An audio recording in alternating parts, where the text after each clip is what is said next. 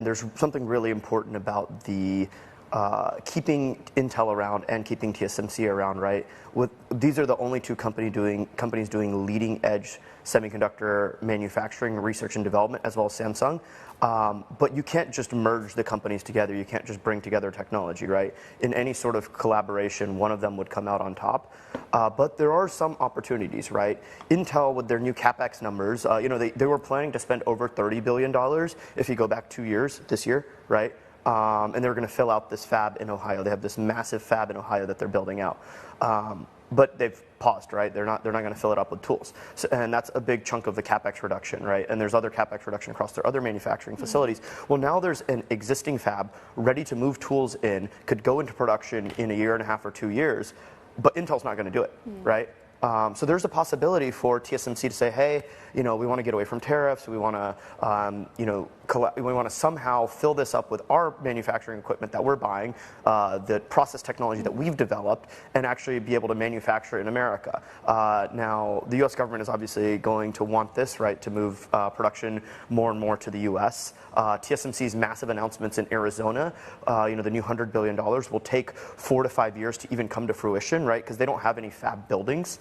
The fab building takes 3 years to build, and then the fab takes 1 year or 2 to fill out. But most of the cost is in that filling out of the fab. So yes, TSMC can announce $100 billion of spend, but you're just building the buildings without putting the really expensive lithography tools from like ASML and all these other companies. So TSMC's announcement is effectively irrelevant to the current administration, right? They want fabs now.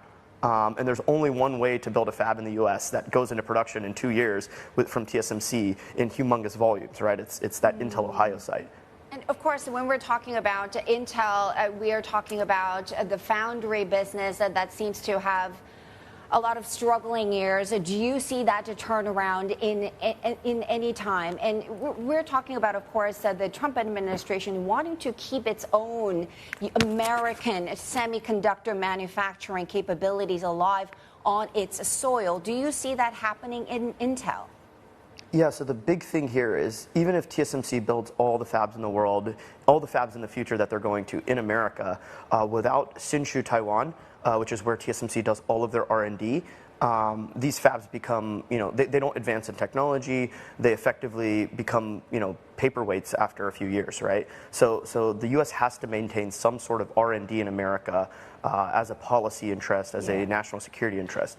Now, TSMC can do this Intel can do this in a number of ways, but the challenge with their foundry is they don't have what's known as a process development kit. You can think of this as companies have a really hard time designing for Intel process technologies, even if Intel's fabrication and process technology was better than TSMC's.